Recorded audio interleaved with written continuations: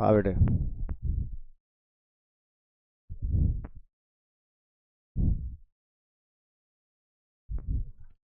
चलो भाई देखिए,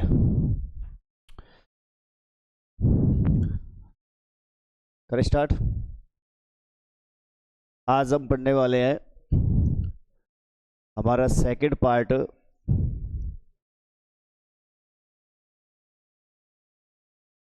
जो कि हमने कल स्टार्ट किया था, glimpses of India. Glimpses of India, उसमें फर्स्ट जो पार्ट था हमारा, ए baker from Goa. A baker from Goa, ये हमने कल स्टार्ट कर लिया था। और आज हम पढ़ने वाले हैं हमारा सेकंड पार्ट है, इसी का नाम है कुर्ग। ठीक है, नाम क्या उसका? कुर्ग। सबसे पहले हम पढ़ लेते हैं कि सर कुर्ग जो होता है उसके लिए क्या बातें आ रही है। तो देखो, Coorg is coffee country. Coorg जो है वो एक कॉफ़ी वाला क्षेत्र है, जहाँ पर अपने को कॉफ़ी उगाई जाती हो। तो कुर्ग जो है वो कॉफ़ी वाला क्षेत्र है। और दूसरी बात इसमें दे रखी है, famous for its rain forest and spices. Rain forest का मतलब सदाबहार वन। वहाँ पर मतलब एक तरीके से सदाबहार तो क्या कह सकते हैं, लेकिन वहाँ पर ऐसे वन है जहाँ पर बरसात होती है तो अच्छी खासी बरसात हो जाती है। पहाड़ी वाला क्षेत्र होता है ये। ऐसा होता है, पहाड़ी वाला क्षेत्र होता है। और स्पाइसेस का मतलब मसाले। स्पाइसेस का मतलब क्या होता है? मसाले। इनके लिए फेमस है कौन सा क्षेत्र? कुर्ग। अब थोड़ा सा मैं एक बार कुर्ग के बारे में कुछ चीज़ें इसमें आ रही है, उसके बारे में देखना ज़रूरी हो जाता है।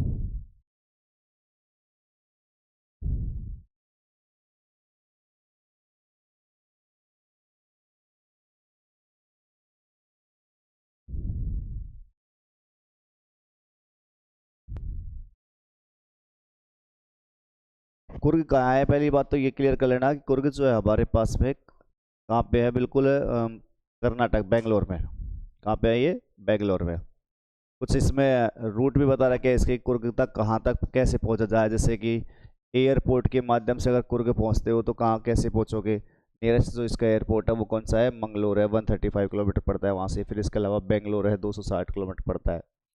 रेल के द्वारा अगर पहुँचोगे तो आपको वहाँ जाना होगा, मैसूर, मैंगलोर या हसन में आप पहुँच सकते हो। और रोड से जाते हो तो फिर आपको पता है कुर्ग जो है, वहाँ के दो रूट है, बेंगलोर से एक तो, और दोनों लगभग लगभग सेम डिस्टेंस पे, 250 या 260 किलोमीटर आपको वहाँ से पड़ जाते हैं। तो ये तो अपने पास कुर्ग के पहुँचने के बारे में है। अब कुर्ग के बारे में कुछ बातें आपको यहाँ याद रखनी है कि जो कुर्ग से क्वेश्चन बनता है वो क्या है, कि कुर्ग जो क्षेत्र है वो कहाँ पर स्थित है ना। पहला क्वेश्चन ही हमारा ये बनेगा, कुर्ग जो है वो कहाँ स्थित है। तो देखो, सबसे पहली बात कहता है कि mid way between Mysore and the coastal town of Mangalore. ये जगह याद कर लेना, मंगलोर। ये कहता है कि coastal town of Mangalore. Coastal town का मतलब होता है समुद्री तट। कोस्टल टाउन का मतलब समुद्री तट, किसका? मंगलोर का। और उसके अलावा दूसरा कौन सा है? मैसूर। मैसूर एक क्षेत्र मैसूर है, दूसरा क्षेत्र कौन सा है? मंगलोर का जो समुद्र तट है उसके बीच वाला रास्ता। उसके बीच वाला रास्ता किस किस के बीच में? मंगलोर का समुद्र तट और मैसूर, दोनों के बीच वाला जो रास्ता है वहां पर sits a piece of heaven. आपको ऐसा नजर आता है जैसे कि कोई स्वर्ग का एक टुकड़ा वहां पर विराजमान हो। अब स्वर्ग का टुकड़ा समझ रहे हो? ये एक उपमा दी गई है किसको? कुर्ग को। कुर्ग को क्या बता दिया? स्वर्ग का टुकड़ा। तो ऐसा लगता है जैसे कि एक स्वर्ग का टुकड़ा जो है विराजमान हो, that must have drifted from the kingdom of God. और ऐसा लगता है जैसे कि मानो यह देवताओं के राज्य से बह करके आया हो, पलायन करके आया हो। ड्रिफ्ट ऑन ड्रिफ्टेड फ्रॉम, पलायन करके आना या फिर बह करके आना। और ऐसा लगता है मानो ये राज्य जो है वो देवताओं के साम्राज्य से निकल करके आया हो। ऐसा सुंदर सा है मतलब कुर्ग जो है। तो ये क्या कह रहा है देख लो, अब यहाँ से किंगडम ऑफ गॉड का मतलब देवताओं का राज। This land of rolling hills. Rolling hills क्या होती है बेटा? रोलिंग हिल्स, रोल लुढ़कना, ठीक है, पहाड़ियाँ। हिल्स का मतलब पहाड़ियाँ। पहाड़ी वाला वो क्षेत्र है, ये ध्यान रखना, जहाँ से पानी जो है एक जगह स्थिर नहीं रहता है। पानी जब ऊपर ही ऊपर आएगा तो ऊपर से लुढ़कता हुआ नीचे ही आगे बह के आता है मैदानों की तरफ। तो ये रोलिंग हिल्स यानी कि लुढ़कती हुई पहाड़ियों वाला क्षेत्र है। दिस लैंड, ये भूमि, ऑफ रोलिंग हिल्स, ढलान नुमा, मतलब क्या कह सकते हैं अपन? ढलान नुमा ये जो भूमि है, ढलान नुमा पहाड़ियों की जो भूमि है, इज इनहेरिटेड, ये निवासी है किसकी, by a proud race of martial man, beautiful women and wild creatures. Proud race, proud race का मतलब होता है गर्व करने वाली प्रजाति, गर्व के करने वाली प्रजाति किसकी, ऑफ मार्शल मैन। मार्शल का मतलब लड़ने वाले, लड़ाकू, और मैन का मतलब आदमी, लड़ाकू आदमी समझ रहे हो, यानी योद्धा कह सकते हो आप, दोनों वर्ड मिला के कह सकते हो इसको योद्धा। तो ये जो धरती है वो योद्धाओं की धरती है कहने का मतलब, ठीक है। यहाँ पर जो रहते हैं वो कौन से लोग रहते हैं, लड़ाकू मैन यहाँ पर रहते हैं, ब्यूटीफुल वुमेन, सुंदर सी औरतें, and wild creatures, wild creatures का मतलब जंगली जानवर, जंगली जानवरों की भूमि है ये, जहाँ पर आपको पास में मार्शल मैन निवास करेंगे। आगे बात करते हैं कुर्ग और Kodagu. The smallest district of Karnataka is home to evergreen rain forest, spices and coffee plantation. आगे कहता है कि कुर्ग जो है ना, वो कुर्ग कह दो या इसको चाहे कोडागु कह दो, क्या कह दो, कोडागु, दोनों का मतलब एक ही है, कुर्ग कह दो चाहे कोडागु कह दो। द स्मॉलेस्ट डिस्ट्रिक्ट, ये सबसे छोटा जिला है, ध्यान देना, कौन सा जिला है ये, सबसे छोटा जिला है किसका, कर्नाटक का, ये कर्नाटक का सबसे छोटा जिला है। इज होम, और ये घर है, और ये घर है किसका घर है, एवरग्रीन रेन फॉरेस्ट का। एवरग्रीन रेन फॉरेस्ट समझ जाओ, सदाबहार वन, सदाबहार जो वन होते हैं इनका ये घर है। स्पाइसेस, क्या नाम से, मसाले, यहाँ पे क्या होती है, मसाले, और कॉफ़ी प्लांटेशन मतलब कॉफ़ी के पौधे यहाँ पर बहुत ज़्यादा जो पाए जाते हैं वो क्या है भाई, यहाँ पर सदाबहार वन आपको देखने को मिलेगा, यहाँ पर मसाले आपको बहुत ज़्यादा देखने को मिलेंगे, इसके अलावा कॉफ़ी के जो पौधे हैं। Evergreen rain forest cover 30% of this district. अगर हम इस छोटे से ज़िले को देखें, मान के चलो छोटा सा ज़िला है, तो इसमें से 30% जो वाला भाग है, इस 30% वाले भाग के अंदर तो क्या है, केवल केवल ग्रीन फॉरेस्ट है, क्या है, केवल केवल केवल ग्रीन फॉरेस्ट है पूरे 30% वाले भाग पे। तो यूँ कह सकते हैं यहाँ से कि सदाबहार रेन फॉरेस्ट जो है हमारे पास, ये कवर करते हैं कितने परसेंट भाग को, 30% वाले भाग को, 30% वाले भाग को डिस्ट्रिक्ट यानी इस जिले का, इस जिले का 30% भाग तो किस पे है, सदाबहार वनों पे। During the monsoon it pours enough to keep many visitors away. और सुन लो भाई, अगर मानसून का समय जब होता है, मानसून मतलब बरसात का समय, मानसून समय मतलब कौन सा हो गया, बरसात का जब समय होता है, तो बरसात के समय पर यहाँ क्या होता है, सुन लो, इट प्योर्स इनफ, यहाँ पर इतनी पर्याप्त वर्षा होती है कि to keep many visitors away, ये बहुत सारे जो विजिटर्स होते हैं, विजिटर्स का मतलब यहाँ पर आने वाले जो आगंतुक लोग होते हैं, इनको ये दूर रखता है। दूर रखने का मतलब बरसात कुछ ज़्यादा हो जाती है तो लोग बाग यहाँ से बरसात के समय तो दूर ही रहते हैं, मतलब समझ रहे हो बात को, बरसात के समय तो लोग बाग आते नहीं है, क्योंकि ये पहाड़ी वाला क्षेत्र है, वहाँ पर तुम जानते हो पहाड़ वाले क्षेत्रों में कभी भी बरसात तेज़ होती है तो बाढ़ का हालात बन जाते हैं तुरंत ही, है ना, या फिर भूस्खलन वगैरह जो होते हैं वो ज़्यादा हो जाते हैं। तो इस समय पर, बरसात के समय पर तो यहाँ पर इतनी बरसात होती है कि भाई जो बहुत सारे विजिटर्स है वो आते ही नहीं है। The season of joy commences from September and continue till March. अगर हम देखें ना, जॉय वाला सीजन, बड़ा आनंद देने वाला जो सीजन होता है, उसकी शुरुआत होती है, कमेंस का मतलब शुरुआत होना, उसकी शुरुआत होती है कब से, फ्रॉम सितंबर, सितंबर के महीने से, जिस समय बरसात लगभग लगभग चली जाती है ना, तो सितंबर के महीने से स्टार्ट होता है इसका जॉय वाला सीजन, एंड कंटिन्यू, और चलता रहता है कब तक, मार्च तक, यानी कि सर्दियाँ अच्छी होती है यहाँ पे, है ना। कौन सा समय है ये, शीतकालीन समय होता है, वो बहुत अच्छा होता है यहाँ पर, September to March. The weather is perfect, उस समय पर मौसम जो होता है बहुत अच्छा होता है, परफेक्ट मतलब काफ़ी बढ़िया, पर्याप्त होता है, उचित होता है। With some showers thrown in for good measure. और सुनो, सितंबर का महीना होता है या फिर मार्च का जो महीना होता है, वहाँ पर भी कुछ कुछ शावर मतलब बौछारें होती है, क्या होती है, कुछ कुछ बौछारें, thrown in for good measure, वो भी अच्छे मापन के लिए। अच्छे मापन का मतलब है, अच्छे मापन का मतलब है पर्याप्त रूप से आपको अच्छा फील कराने के लिए कुछ कुछ बरसात हो जाती है, मतलब ये नहीं कि मानसून की तरह लगातार ही बरसात हो रही है ना, सितंबर के महीने में या मार्च के महीने में कुछ कुछ बौछार होती है, ताकि मौसम जो है काफ़ी अच्छा आपको लगे वहाँ से। तो ये कौन सा महीना होता है, लास्ट में मार्च का शुरुआत में कौन सा, सितंबर वाला। The air breathes of invigorating coffee. Invigorating इसका मतलब होता है एनर्जेटिक। क्या होता है इसका मतलब, एनर्जेटिक कह दो या हेल्दी कह दो। हवा जो होती है ना, उस हवा में ध्यान रखना बिल्कुल हेल्दी।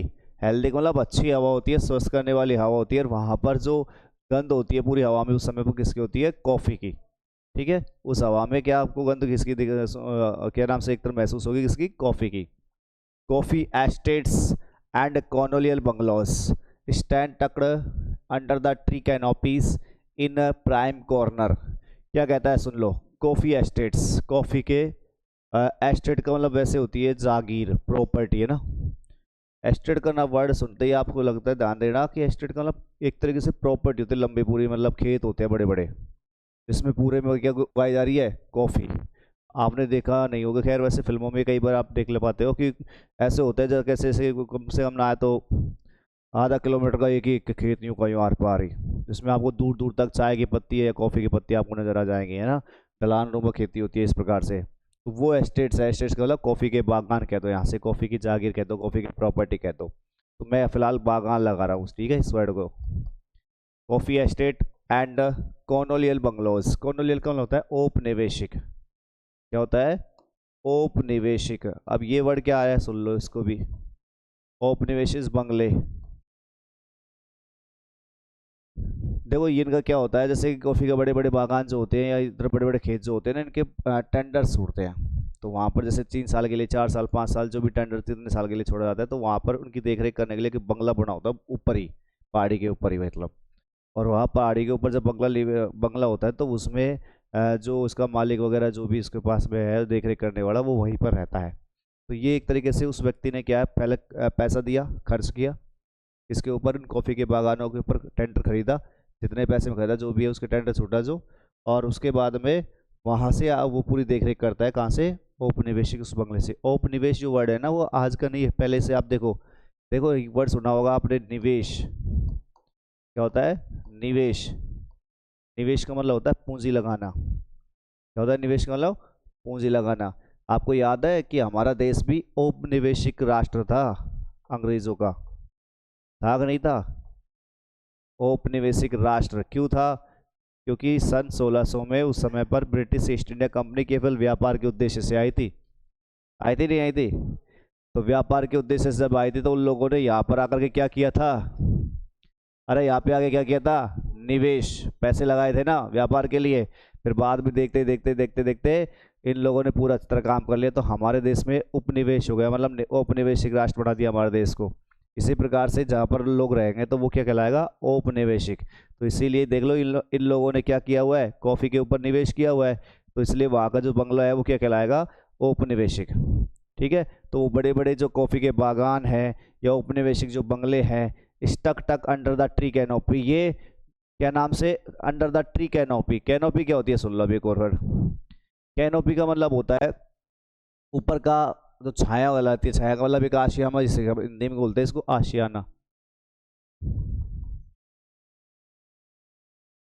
कैसे, पेड़ है जैसे कि, तो पेड़ पूरा इस प्रकार से गिरा हुआ होता है ना ऊपर से, जैसे यूँ मान के चलो ये पेड़ है, इस पेड़ के नीचे जो पूरा ये है, ये इसने इसने एक तरीके से छत बढ़ा दी है यहाँ तक कि ये पूरी इसकी क्या हो जाती है, छत। तो ये जो पूरा कवर किया हुआ क्षेत्र है वो क्या कहलाएगा, उसका कैनोपी। मतलब जैसे मान के चलो हम कोई रोड पर देख रहे हैं, तो रोड के दोनों तरफ पेड़ आ रहे हैं, ऊपर के ऊपर यूँ आ रहे हैं, और ऊपर जब पेड़ है तो हमारे पास में पेड़ों ने क्या बना दिया, हमारे ऊपर एक तरीके की छत बना रखी है। छत बना रखी है तो वो ध्यान रखना वो क्या कहलाएगी, कैनोपी। तो इस प्रकार से पेड़ों की कैनोपी के नीचे क्या बने रहते हैं, ये क्या नाम से अपने पास बंगले बने रहते हैं, इन प्राइम कॉर्नर्स। वो भी कहाँ पर, प्राइम का मतलब सबसे अच्छे कोनों में। कहाँ बने होते हैं ये बंगले, सबसे अच्छे कोनों में, सबसे अच्छे कोनों में ये बने रहते हैं। ठीक है, क्या क्या चीज़ें आ गई, कॉफ़ी के बागान यहाँ पर होते हैं, औपनिवेशिक बंगले यहाँ पर होते हैं, कहाँ होते हैं सब, सबसे अच्छे कोने के कोने बने होते हैं कैनोपीज में। उसके बाद आगे बात करते हैं यहाँ से, फेयरली। चलो तुमको एक बात ही दिखाई देता हूँ यहाँ से, कैनोपी क्या है, क्योंकि अपने पास तो है ना, इसमें से देख लेते हैं।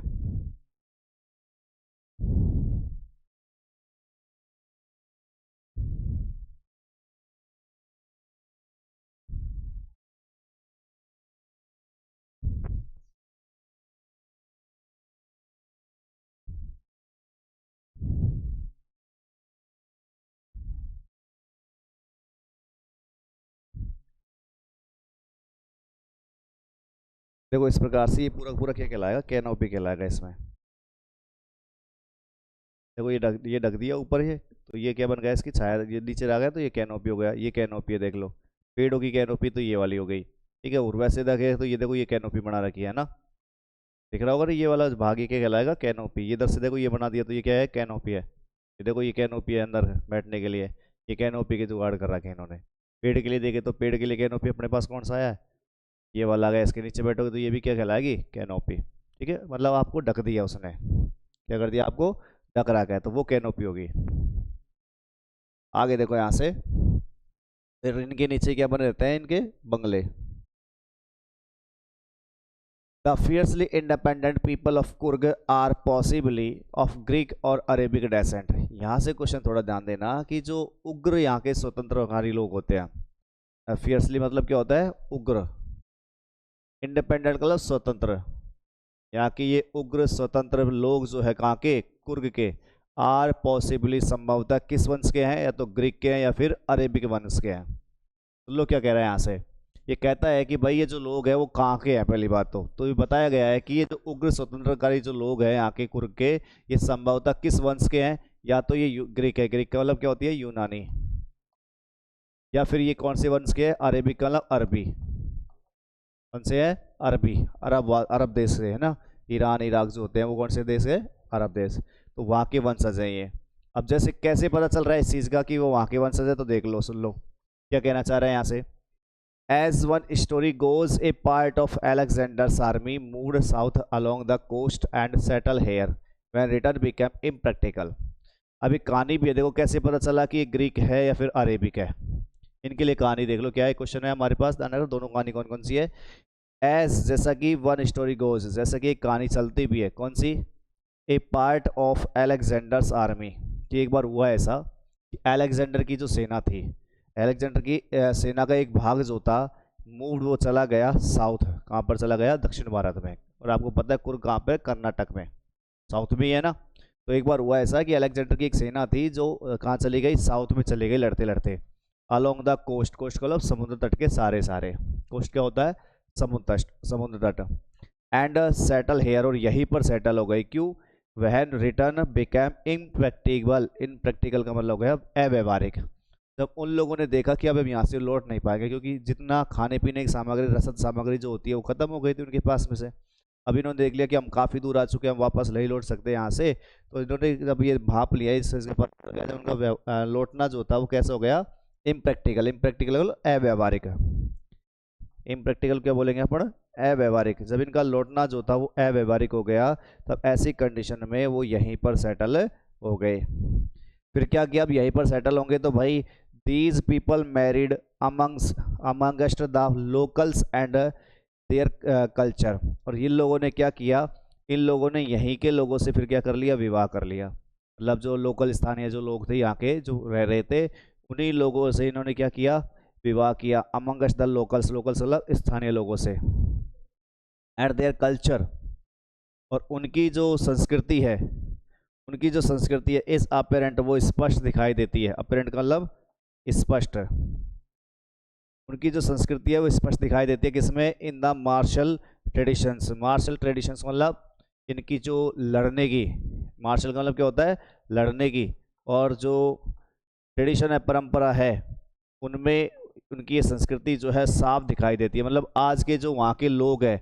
उनमें आपको इन लड़ाकू योद्धाओं की जैसी संस्कृति जो है आज भी दिखाई दी जाए, क्योंकि इन लोगों ने सीखा तो वहीं से है, क्योंकि वो दोनों मिल गए वहाँ पे जाकर, इनकी जो संस्कृति है वो मिल गई थी, तो इसलिए इनकी जो संस्कृति है वो साफ साफ आपको यह दिखाई दे जाती है।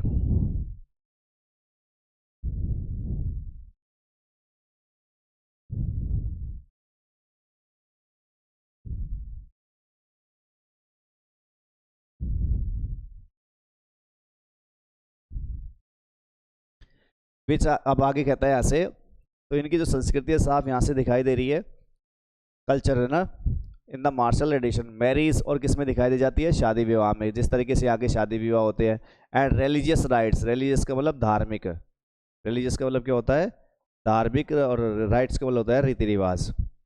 और इनकी जो चीज़ें हैं, इनकी जो कल्चर्स है वो साफ साफ दिखाई दी जाएगी किसमें, इनके लड़ने के तरीके में, इनके शादी विवाह में तरीके में, और इनके धार्मिक रीति रिवाजों में। आपको साफ झलक दिख जाएगी इन लोगों की। Which are distinct from the Hindu main stream. और सुन लेना, इनकी जो ये लड़ने के तरीके हैं, इनके शादी करने के जो तरीके हैं, या फिर इनके जो धार्मिक रीति रिवाज है, जो बिल्कुल अलग है। विच आर डिस्टिंक्ट, डिस्ट्रिक्ट मतलब अलग, बिल्कुल अलग है किससे? फ्रॉम द मैन, हमारे पास हिंदू मैन स्ट्रीम जो होती है, हिंदू विचारधारा जो होती है, उससे बिल्कुल अलग है। यानी हिंदू लोगों के जैसे शादी विवाह होते हैं वैसे उनके यहाँ नहीं हो रहे, है ना। जैसे लड़ने की क्षमता जो है, लड़ने का तरीका जो है, इनकी अलग है, हिंदू लोगों की, उनकी अलग आ रही है। इसके अलावा तीसरी बात किसकी करी है? धार्मिक रीति रिवाज इनकी अलग है, हमारे हिंदू लोगों के अलग है, तो साफ अलग हो जाती है। The theory of Arab origin draws support from the long. अब सुन लो, ये वाली जो बात थी, ये वाली जो बात थी, कहानी जो है वो किसकी है? सुन लेना, ग्रीक वाली कहानी है ये। इसकी कहानी है हमारे पास में ग्रीक। यहाँ पर अलेक्जेंडर कौन था? एक पहली बात तो ग्रीक सेनापति था। कौन था? ग्रीक, यूनानी। अब उनकी कहानी याद कर लेना कि भाई अलेक्जेंडर की जो आर्मी थी वो कहाँ चली गई? साउथ में चली गई। अलेक्जेंडर की आर्मी कहाँ चली गई थी? साउथ में चली गई थी। कहाँ पे? समुद्र तट के सारे चलती गई। और जब उनका लौटना इनप्रैक्टिबल हो गया तो इस ऐसी कंडीशन में वो लोग वहीं पर बस गए। उन लोगों ने वहाँ के जो लोकल जो लोग थे उनसे शादी कर ली।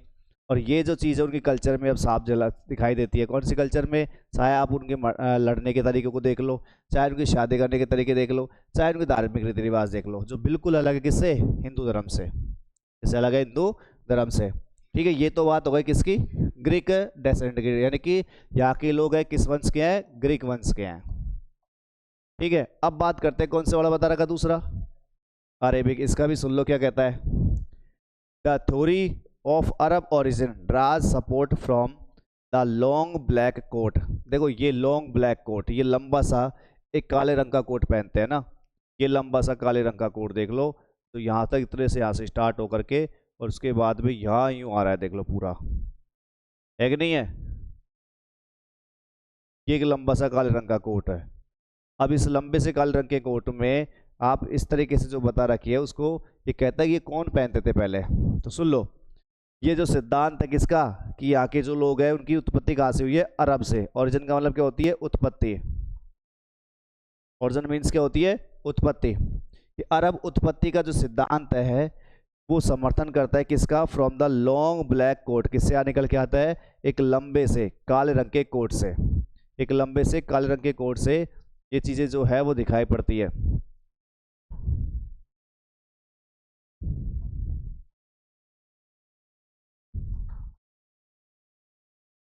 एक लंबा सा काले रंग का कोट है जिससे साफ दिखाई पड़ता है, with an embroidered waste belt.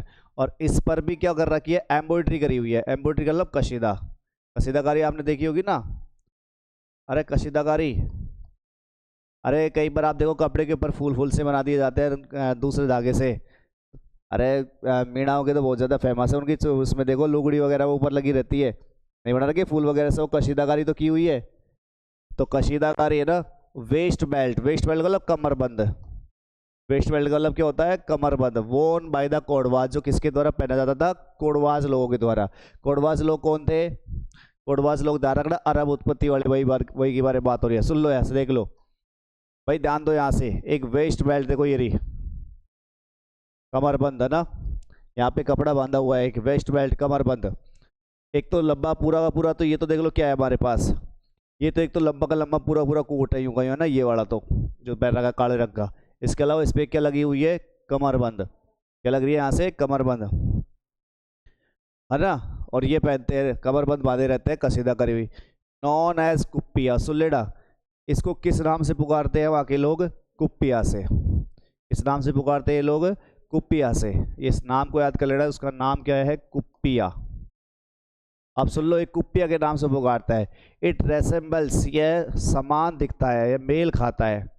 समान दिखना या मेल खाना, ये जो ड्रेस है ना ये समान दिखती है, मेल खाती है किससे? कुफ्फिया से। किससे? कुफ्फिया। वोन बाई द अरब, और ये कुफ्फिया कौन पहनते थे? अरब लोग। अब सुन लो, देख लो भाई, कुफ्फिया जो ड्रेस थी वो किसकी थी? अरब लोगों की थी। किसकी थी? अरब लोगों की। कुड़ अरब कह दो या फिर और दूसरे लोग कौन से? कुर्स। इन लोगों के द्वारा जो ड्रेस पहनी जाती थी वो कौन सी थी? कुफ्फिया। और कुफिया भी सेम ऐसी थी, काला सा कोट हुआ करता था, यहाँ कमरबंद बांधा जाता था, तो वो सेम ही। अब ये लोग जो है वो भी कैसे ड्रेस पहनते हैं, यही काला सा कोट है और वही कमरबंद है। तो इनकी कुफिया जो ड्रेस है वो मेल खा रही है किससे, कुपिया से। कुपिया तो कौन पहन रहे हैं, कोडवाज। कोडवाज मतलब यहाँ के लोग जो है, कुर्गी है ना, कोडवाज। तो ये तो ड्रेस कौन पहन रहे हैं, कोडवाज पहन रहे हैं। तो कोडवाज की ड्रेस तो कौन सी हो गई, कुपिया। और ये बिल्कुल समान दिख रहे किसके, कुफिया के। कुफिया कौन पहनते थे, अरबवासी। तो इसलिए हम ये कह सकते हैं कि इनकी उत्पत्ति हो सकती है कहाँ से हुई हो, अरबवासियों से हुई हो। उसके बाद आगे बात करते, देखो यहाँ से, Coorgi homes have a tradition of hospitality. Hospitality का होता है मेहमान नवाजी। बेटा क्या होता है, मेहमान नवाजी। कोई आएगा अच्छी खासी आओ भगत करना, है ना। तो कुर्गी जो घर है, कुर्गी लोगों के जो घर है, वो उसमें एक परंपरा है। किसकी परंपरा है, मेहमान नवाजी की। आपकी बहुत अच्छी सी खातिरदारी करेंगे वो लोग, है ना। मेहमान नवाजी की उनके अंदर बहुत अच्छी परंपरा है। And they are more than willing to recount numerous tales. They are more than willing, वो इच्छुक से भी ज़्यादा इच्छुक होते हैं क्या करने के लिए, to recount numerous tales. Recount का मतलब सुनाना, रिकाउंट का मतलब सुनाना। क्या सुनाने का, नंबरस का मतलब बहुत सारी, असंख्य, बहुत सारी कह दो या असंख्य कह दो। टेल्स, टेल्स का मतलब कहानियाँ, टेल्स मतलब कहानियाँ। किसकी, वेलोर का मतलब वीरता की, जोश की। रिलेटेड टू देयर सन्स, जो उनके बेटों से संबंधित होती है। एंड फादर्स, या फिर उनके पूर्वज जो होते हैं, पिता जो होते हैं, उनसे संबंधित होती है। अब सुन लो, यहाँ के जो लोग हैं बहुत ज़्यादा, पहली बात तो मेहमान नवाजी के मामले में बहुत अच्छे हैं, है ना। और दूसरी बात क्या है कि ये लोग वीर तो है ही है, ये लोग वीर तो है ही है। ये लोग सुनाते करते रहते हैं अपने बेटों की, और अपने जो फादर से मतलब अपने पिता है, उससे बड़े जो लोग हैं, पूर्वज जो लोग हैं, उनकी वीरता की कहानियों को ये लोग जो है वो सुनाते करते रहते हैं। ये सुनाने के भी इच्छुक जो होते हैं उससे भी ज़्यादा होते हैं, मतलब ये लोग बताते करते रहते हैं कि यहाँ के जो लोग हैं कैसे कैसे है, उन्होंने क्या क्या कर रखा है ना। आगे बात करता है इसमें कि द कुर्ग रेजिमेंट। आपको पता है कि जो हमारे सेना में जो बटालियन है उसमें एक नाम है किसका, कुर्ग रेजिमेंट का। किसका नाम है, कुर्ग रेजिमेंट। देखो कुर्ग का मतलब तो आपको पता है, कुर्गी यही हुआ है, रेजिमेंट का मतलब सेना की टुकड़ी। रेजिमेंट क्या होता है, सेना की टुकड़ी। तो कुर्ग जो रेजिमेंट है, कुर्ग में कुर्ग की जो सेना की टुकड़ी है, is one of the most decorated in the Indian army. भारतीय सेना में, भारतीय सेना में जो सबसे ज़्यादा डेकोरेटेड, सबसे ज़्यादा डेकोरेट का मतलब है सबसे ज़्यादा एक तरीके से जिसने बहुत ज़्यादा वहाँ मेडल्स जीतने वाली जो रेजिमेंट रही है, उनमें से एक कौन सी है, कुर्ग रेजिमेंट है। डेकोरेट का मतलब बहुत ज़्यादा प्रशंसा प्राप्त, बहुत अच्छी, एक तरीके से कहते हैं कि जिसका मान सम्मान अच्छा हो, ऐसी रेजिमेंट्स कौन सी है, कुर्ग रेजिमेंट उनमें से एक रही है। And the first chief of the Indian army. और अगर हम बात करें भारतीय सेना में पहला जो चीफ रहा है आर्मी का भारतीय सेना के अंदर, वो कौन है, जनरल कैरियप्पा। कौन है वो भी, जनरल कैरियप्पा। ये अपन को नाम याद रखने हैं यहाँ से कि हम बात करें कि इंडियन आर्मी के अंदर जो पहला चीफ रहा है वो कौन है, जनरल कैरियप्पा वाज ए कुर्गी। वो भी कौन थे, एक कुर्गी थे। इतने वीरतापूर्ण कहानी आपको सुनने को मिलेगी यहाँ से कि जनरल कैरियप्पा जो थे वो भी कुर्गी थे, जो कि फर्स्ट चीफ रहे किसके, इंडियन आर्मी के। इवन नाउ, आज भी आप देखोगे, कोडवाज आर द ओनली पीपल। आज भी अगर अपन बात करें कोडवाज यानी कि कुर्गी जो लोग हैं, कोडवाज का मतलब क्या है, कुर्गी जो लोग हैं, आज भी अगर आप देखोगे तो कोडवाज जो है वो ओनली पीपल, वो केवल मात्र वो लोग हैं इन इंडिया, भारत के अंदर परमिटेड, जिनको स्वीकृति दी हुई है to carry firearms without a license. Without a license, बिना कोई लाइसेंस के आप फायर आर्म्स यानी कि शस्त्र रख सकते हैं, रख सकते हैं, शस्त्र रख सकते हैं। यानी कि ये कह रहा है कि आप बंदूक वगैरह जो है ना उनकी रखने की आज भी आपको देखो लाइसेंस होता है इनका, आपको पता है, बिना लाइसेंस के ये लोग बंदूक रख सकते हैं, ये मान के चलो। केवल मात्र यही लोग हैं, केवल मात्र यही लोग हैं जो क्या रख सकते हैं, यहाँ से फायर आर्म्स रख सकते हैं। देख लो तुम, और कोई रख सकता है क्या, आप रख लेते हैं क्या, लेकिन ये लोग रख सकते हैं। इनको परमिशन नहीं है, उस इनको परमिशन दी गई इस चीज़ के लिए, चाहे आपके पास लाइसेंस नहीं हो उसके बाद भी आप क्या रख सकते हैं, fire arms.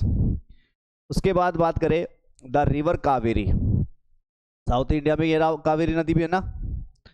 The river Kaveri obtains it's water from the hills and forest of Coorg. अगर हम बात करें कावेरी नदी का, तो कावेरी नदी जो है अपना पानी प्राप्त करती है कहाँ से? From the hills, from the hills यहाँ की पहाड़ियों से, एंड फॉरेस्ट यहाँ के जंगलों से, यहाँ की पहाड़ी और यहाँ के जंगल।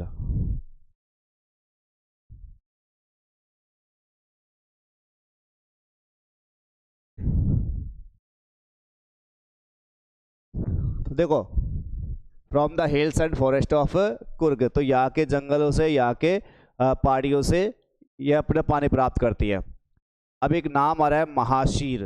महाशीर क्या है सुन लो, एक फिश का नाम है। किसका नाम है? एक फिश का, एक मछली का नाम है महाशीर। एक लार्ज फ्रेश वाटर फिश, एक बहुत बड़ी और ताजे पानी की मछली है ये महाशीर। अबाउंड, अबाउंड का मतलब बहुतायत में मिलना, बहुत ज़्यादा मात्रा में मिलती है इन दीज वाटर्स, इन पानी में। यहाँ का जो पानी आता है, मतलब अलग अलग जगह का पानी जो जो लास्ट में जाकर कावेरी नदी बन जाती है, तो इन पानी में बहुत ज़्यादा मात्रा में कौन सी मछली मिलती है? Mahseer. Kingfisher dive for their catch, और एक आपने नाम सुना होगा कि पक्षी है जिसका नाम क्या है? Kingfisher. तो किंग फिशर जो लोग है वो भी क्या लगाते हैं? एक तरीके से डाइव लगाते हैं, गोता लगाते हैं, फॉर देयर कैच, उनके शिकार के लिए। कैच का मतलब शिकार, पकड़ना, है ना, यहाँ पर नाउन है ये। किंग फिशर को देखो, वो क्या करेगा? ऊपर देखता रहेगा और एकदम से नीचे आएगा और अपने मछली को उठा करके ले जाएगा पानी में से ही। इसके अलावा वाइल्ड स्क्विरल्स, जबकि अगर हम बात करें गिलहरियों का, स्क्विरल का मतलब क्या होती है? गिलहरी। एंड लंगूर्स, और लंगूर जो है वो क्या करते हैं? ड्रॉप, गिरा देते हैं। क्या गिरा देते हैं? पार्शियली ईटन फ्रूट, पार्शियली मतलब आंशिक रूप से खाए हुए फल। गिलहरियों को देखो या बंदरों को देखो, जो थोड़ा थोड़ा झूठा फल होता है, एक बार खाया पटक दिया, खाया पटक दिया, आंशिक रूप से खाया जो फल है उसको गिरा देते हैं फॉर द मिस्चीफ, क्या करने के लिए? शरारत करने के लिए। मिस्चीफ का मतलब, अरे मिस्चीफ का मतलब क्या होती है? शरारत करने के लिए ना। ऑफ एंजॉइंग, क्या किस लिए शरारत करते हैं? वो एंजॉय करने के लिए। किसका? द स्प्लैश, स्प्लैश का मतलब छपाक की आवाज़ जो होती है। स्प्लैश का मतलब क्या होता है? छपाक की आवाज़। छपाक की आवाज़ समझ रहे हो?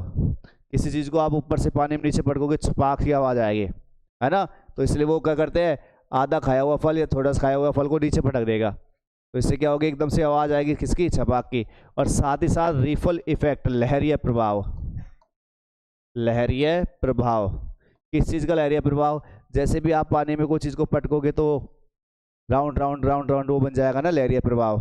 बनता ही नहीं बनता? एक तो छपाक की आवाज़ आएगी, फिर गोल गोल गोल गोल सा चारों तरफ बनता जाता है, धीरे धीरे चौड़ा होता जाएगा ऑटोमेटिक, तो वो क्या कहलाएगा? Ripple effect. तो ये जो बंदर होते हैं, ये जो गिलहरी होती है, ये क्या करती है कि भाई एंजॉय करती है किसका? छपाक की आवाज़ का, रिपल इफेक्ट का, इन द क्लियर वाटर, साफ सुथरे पानी में। अब बात करते हैं एलिफेंट्स क्या करते हैं। देखो, एलिफेंट्स एंजॉय बीइंग बाथड, जब एलिफेंट्स को नहलाया जाता है, बीइंग बाथड, जब एलिफेंट्स को नहलाया जाता है तब वो आनंद लेते हैं। And scrubbed in the river, scrub का मतलब रगड़ना, स्क्रब का मतलब क्या होता है? रगड़ना। जब उनको कोई, उनका जो महावत होता है, माउट्स का मतलब महावत, महावत समझ रहे हो? है, हाँ, हाथी को पाल बढ़ो, तो महावत, उनका जो महावत होता है वो क्या करता है? उनको नदी में नहलाने ले जाता है, उसको रगड़ता रहता है, जब उसको बड़ा मजा आता है ना। तो हाथियों का ये बात है। तो कौन कौन जानवर आ गए? शुरुआत से ही देख लो। एक तो आ गया महाशीर, एक आ गया किंग फिशर, एक और सा आ गया गिलहरी, लंगूर, इसके अलावा एलिफेंट। अब आगे देखते हैं इसके बाद। The most laid back individuals become converts to the life of high energy adventures. अगर हम बात करें सुस्त लोगों की, बात करें किसकी? सुस्त लोगों की। सबसे ज़्यादा जो सुस्ती से भरे हुए लोग होते हैं, अरे ठीक है बस पड़े रहते हैं, सोते रहते हैं, उन लोगों के बारे में बात हो रही है कि सबसे ज़्यादा, जैसे कि आज की देख लो, सुबह सुबह कोई आने को जोर आता है, अरे नींद आ रही है, बहुत अच्छी बात है, पढ़ने वाले तो अपना आप आ जाएंगे, लेकिन जिसको नींद आएगी वो यूँ होगा, अरे जाड़ो है भाई, नहीं जाएंगे हम तो, है ना।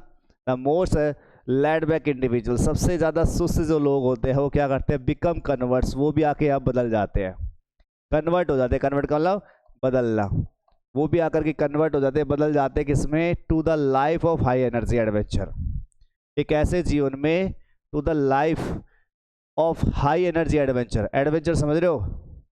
एडवेंचर जोखिमपूर्ण कार्य। एडवेंचर को हिंदी में क्या बोलते हैं? जोखिमपूर्ण कार्य। कई बार आपने देखो, क्रिस मूवी देखी है सबने?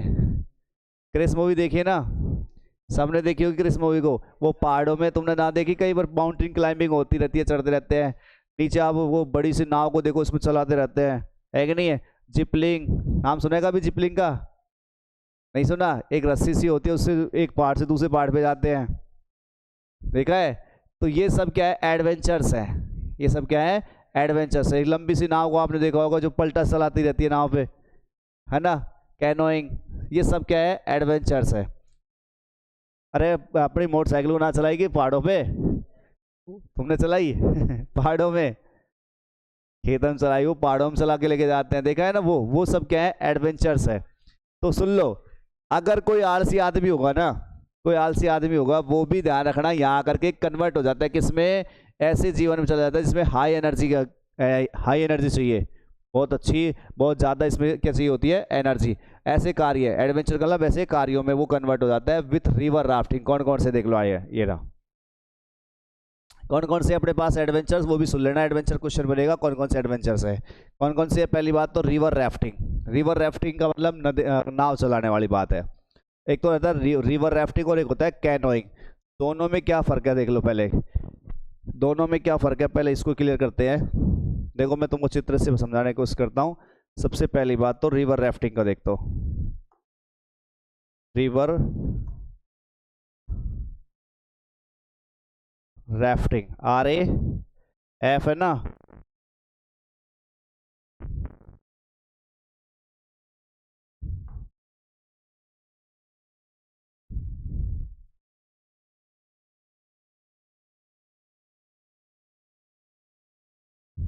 देखो ये रिवर राफ्टिंग, ये देखो ये रिवर राफ्टिंग, देखा होगा एकदम से ऊपर से गिरती है नाव जो नीचे जाके पड़ती है उसमें, है? स्विमिंग पूल नहीं है, अरे स्विमिंग पूल अलग चीज है बेटा, चलता हुआ पानी है। ये देख पहले कितने जोर से चल रहा है, वेग देख पानी का, पानी का वेग देख कितना जबरदस्त है। अपने जैसे कि पार ना पड़े, इसमें बहुत स्किल्ड आदमी चाहिए इसमें भी।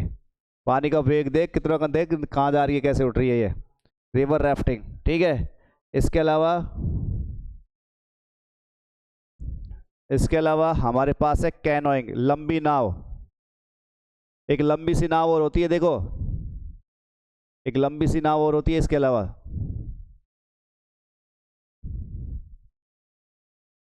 देखो ये लंबी वाली नाव है, इसमें दो तीन जने चलते रहते हैं ना, ये लंबी वाली मुंह की नाव है।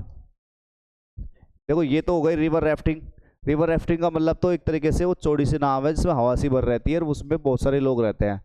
कैनोइंग जो होती है चपटी नाव होती है, लंबी, कैसी होती है? लंबी, जिसमें कई सारे लोग पलटे चलाते हुए देखे होंगे आपने ना, दोनों अलग अलग चीज़ें हैं। रैपलिंग क्या होता है? रैपलिंग का मतलब होता है कोई पहाड़ के ऊपर आप किसी रस्सी से चढ़ रहे हो।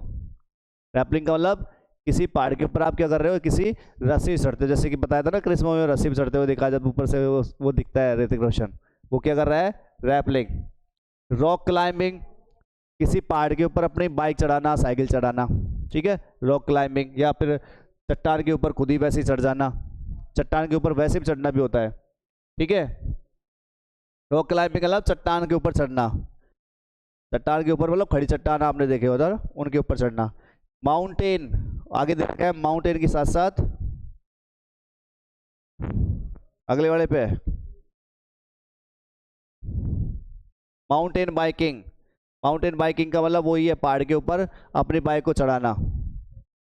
नंबरस, नंबरस वॉकिंग ट्रेल्स, बहुत सारे असंख्य वॉकिंग ट्रेल्स का मतलब, वॉकिंग ट्रेल्स का मतलब पैदल चलने वाले तंग रास्ते, ट्रेल्स का मतलब छोटे छोटे रास्ते, तंग रास्ते,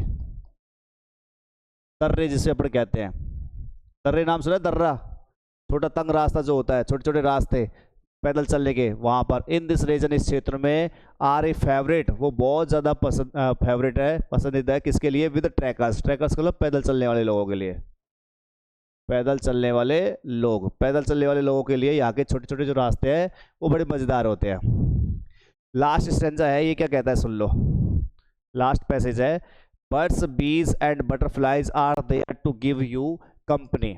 अब यहाँ पर आपके सब, जब आप पैदल पैदल चलोगे ना इन छोटे छोटे रास्तों पर, तो बहुत सारे पक्षी आपको वहाँ मिल जाएंगे, बीज, इसके अलावा आपको मधुमक्खियाँ, बटरफ्लाइज, तितलियाँ जो है वो वहाँ पर होती है। गिव यू कंपनी, आपको क्या देने के लिए, कंपनी, आपका साथ देने के लिए, भाई आपके साथ साथ चलने के लिए। इसके अलावा और कुछ जानवर है, सुन लेना, मैकाक्स, एक जानवर का नाम क्या है इसमें, मैकाक्स, मालाबार स्क्विरल्स, मालाबार गिलेरिया। मैकाक्स भी एक तरीके का बंदर, ये ध्यान रखना, मैकाक्स भी क्या एक तरीके का बंदर टाइप में होता है।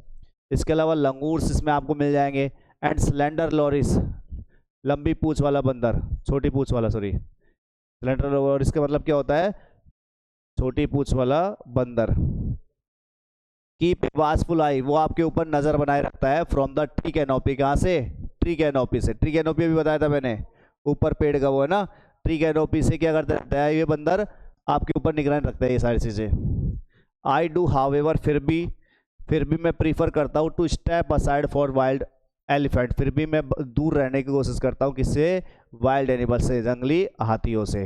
जंगली हाथियों से क्या करना है, असाइड का मतलब बगल में रहना है, कहीं पता नहीं जंगली हाथी कब भड़क जाए, कब आपके ऊपर पैर रखे आपको रौंद दे। The climb to the Brahmagiri hills, आप देखो पहाड़ी है वहाँ पर एक, कौन सी, ब्रह्मागिरी, वहाँ पर एक ब्रह्मागिरी पहाड़ी है, उस पे के ऊपर आप जब चढ़ोगे, उसके ऊपर आप जब चढ़ोगे तो you into a panoramic view of the entire misty landscape of Coorg. सबसे ऊंची पहाड़ी है सुल्लेड़ा, ये कौन सी, ब्रह्मागिरी। और ब्रह्मागिरी के ऊपर जब आप चढ़ जाओगे तो वहां से आपको क्या दिखाई देगा, पैनारोमिक व्यू दिखाई देगा, किसका, पूरे के पूरे, एंटायर का मतलब संपूर्ण, मिस्टी का मतलब धुंधला, लैंडस्केप का मतलब भूदृश्य, ऑफ कुर्ग, कुर्ग का मतलब क्षेत्र वहां का। आप जब ब्रह्मागिरी पहाड़ी के ऊपर चढ़ जाओगे तो वहां से आपको पूरा जो कुर्ग है वो धुंधला सा, पूरा का पूरा वहां से लेकर वहां तक फैला हुआ पूरा धुंधला सा आपको उसका पैनार्मिक व्यू दिखाई देगा। पैनार्मिक व्यू का मतलब होता है इधर से लेकर के उधर तक का सारा नज़ारा आपको दिखाई दे जाएगा एक साथ ही। ब्रह्मागिरी पहाड़ी के ऊपर जब चढ़ जाओगे तो यहाँ से लेके वहां तक आपको पूरा दूर दूर तक आपको पूरा नज़ारा किसका दिखाई देगा, किस कौन सी का, कुर्ग का। ठीक है, पैनार्मिक व्यू का मतलब संपूर्ण क्षेत्र आपको दिखाई दे जाएगा। A walk across the rope bridge leads to the 64-acre island of निसर्गधामा।